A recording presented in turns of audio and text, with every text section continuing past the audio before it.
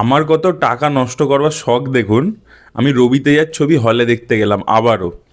Last ছবিটা দেখলাম মাস যাত্রা, ওটা দেখেও আমার শিক্ষা হয়নি। এবং অ্যাকচুয়ালি প্রচুর তেলেগু তামিল ছবি তো মুক্তি পাচ্ছে ওই সংক্রান্তি পোঙ্গল উপলক্ষে।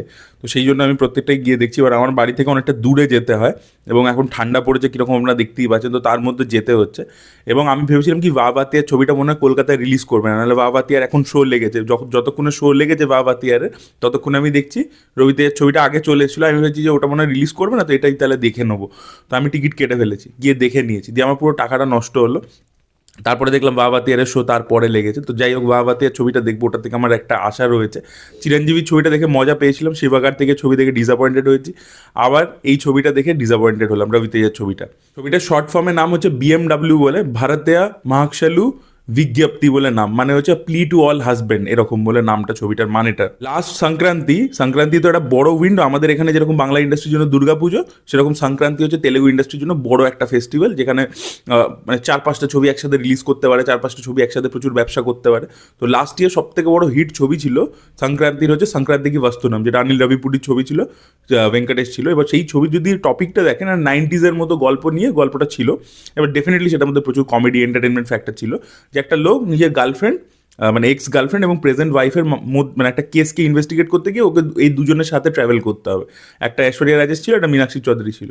ওই ফরম্যাটটা তো বহু পুরনো, যে ঘরবালি বাহারবালি টাইপের ফরম্যাট, মানে অনিল কাপুর যেটা করেছিল, মানে যেটা অলরেডি আবার একটা কোনো সাউথের ছবির রিমেক ছিল। ডেভিড ধাওয়ান তো সেই সময় প্রচুর তেলেগু তামিল ছবির রিমেক করেছে। যাই হোক, তো এই যে কনসেপ্টটা, যেটা 80s থেকে 90s থেকে তেলেগু তামিল ছবিতে আমরা দেখে আসছি, যে দুটো মানে একটা ওয়াইফ, দুটো ওয়াইফও হতে পারে, একটা ওয়াইফ একটা গার্লফ্রেন্ড হতে পারে, এর মাঝে আর কি একটা লোক ফেসে গেছে।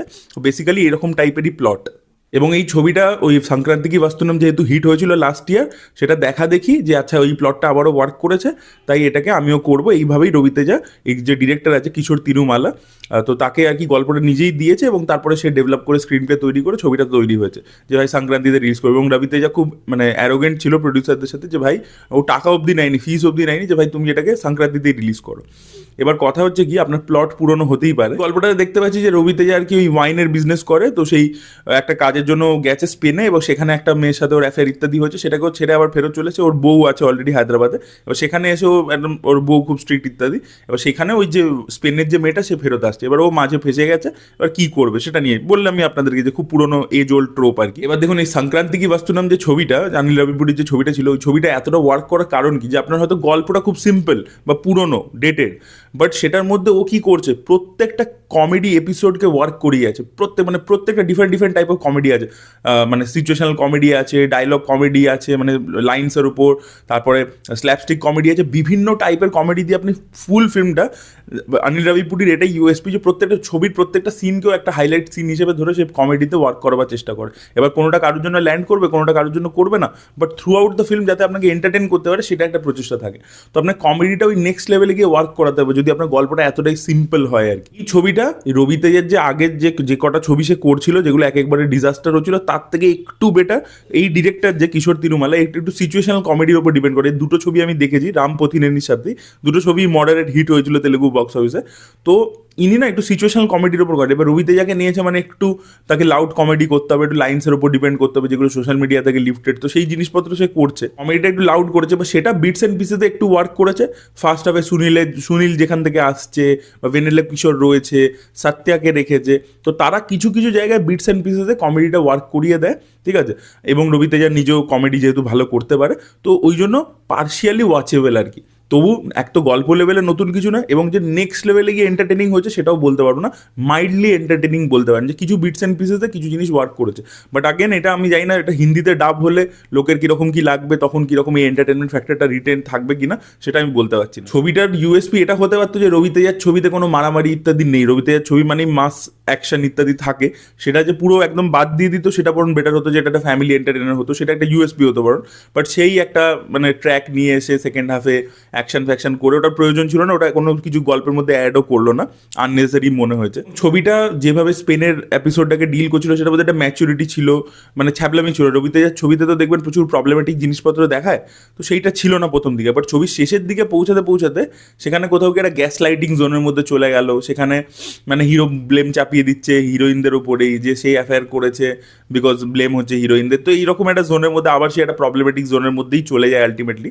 তো তেলেগু সিনেমা মানে প্রচুর প্রবলেমেটিক মেসেজ ইত্যাদি থাকে, তো সেটাই আর কি আলটিমেটলি হলো। তো এটাকে একেবারেই রবি তেজার প্রপার কামব্যাক ইত্যাদি বলা যায় না, ক্র্যাক ট্যাক এর থেকে অনেক বেটার ছবি। এই ছবিটা খুবই খারাপ একটা ছবি হয়েছে, মানে খুবই মানে বিলো এভারেজ ছবি হয়েছে, যেটা কিছু জায়গায় বিটস অ্যান্ড পিসেসে এন্টারটেনিং। আগেন সেটা হচ্ছে যে অনেকগুলো মানে বড় বড় অ্যাক্টার্স, এই ভেনেলা কিশোর বলুন, সত্যা বলুন, সুনীল বলুন, এরা বড় অ্যাক্টার্স। তো এদেরকে এবং এদের কমিক টাইমিংও খুব ভালো। আপনারা যদি সাউথ ইন্ডিয়ান সিনেমা ফলো করেছেন আপনারা নিশ্চয়ই জানবেন। তো তাদেরকে নিয়েছে, তো কিছু জায়গায় বিটস অ্যান্ড পিসেসে কমেডি জেনারেট করতে পেরেছে ডিরেক্টর। অ্যাপার্ট ফ্রম দ্যাট গল্প লেভেলে কিছু নেই, বা যে সেটাকে যে ডিল করা হয়েছে প্রচণ্ড ম্যাচিওরভাবে, রিলেশনশিপের ডেপথ ইত্যাদি, সেটাও নেই আর কি। তবে এই সংক্রান্তিতে যেহেতু মুক্তি পেয়েছে এবং যেহেতু প্রথম দিকের কমেডিটা মোটামুটি ক্লিন আছে, তো তাই জন্য কোথাও গিয়ে মনে হয় রবি তেজা একটা হিট ছবি পেয়ে যাবে আর কি। কারণ সংক্রান্তিতে এরকম অনেকবার হয়েছে, নাগার্জুনার ক্ষেত্রে আমি দেখেছি যে খুব বাজে ছবি, একেবারে ফালতু ছবি, কিন্তু রিলিজ করেছে কিন্তু হিট হয়ে গেছে। তো সেই জিনিসটাই রবি তেজা সেই স্ট্র্যাটেজিটাই নিতে যাচ্ছে। তো দেখা যাক হিট পেয়ে যাবে বক্স অফিসে, বাট এটাকে প্রপার কামব্যাক বলা চলে না। রবি তেজার ছবি আর আমি হলে গিয়ে দেখার রিস্ক নেব না ভাই। অনেক টাকা আমার নষ্ট হয়েছে, 260 টাকা নষ্ট হয়েছে, এবং দ্বিতীয় কথা হচ্ছে এতটা যাওয়া আসা ঠান্ডার মধ্যে, সেটা আর কি আরেকটা ডিফিকাল্ট। তো যাই হোক, তো দেখা যাক। ওয়া বাতিয়ারে থেকে প্রচুর এক্সপেকটেশন আছে। একটা তামিল ছবি শিবা কার্তিকের পারাশক্তি অনেকটাই ডিসঅ্যাপয়েন্ট করেছে। চিরঞ্জীবীর ছবিটা এন্টারটেন করেছিল, রবি তেজার ছবিটা আবার ডিসঅ্যাপয়েন্ট করলো। এবার দেখা যাক ওয়া বাতিয়ার ছবিটা কীরকম হয়। আমার প্রচুর এক্সপেকটেশন, নালান কুমার স্বামী যিনি পরিচালক তার থেকে প্রচুর এক্সপেকটেশন, এবং কার্তিক থেকে তো এক্সপেকটেশন থাকেই। দেখা যাক এই ছবিটা কীরকম হয়। আপনারা না, এটা তো হলে দেখবার কথা ভাববেনই না, পরবর্তীকালে যদি ওটিটি টিভিতে আসে তখন ভেবে দেখবেন দেখতে চান কি না, বাট না দেখলেও কোনো ব্যাপার না আর কি, সেটাই বলবো। So that was it guys, thank you so much, bye by.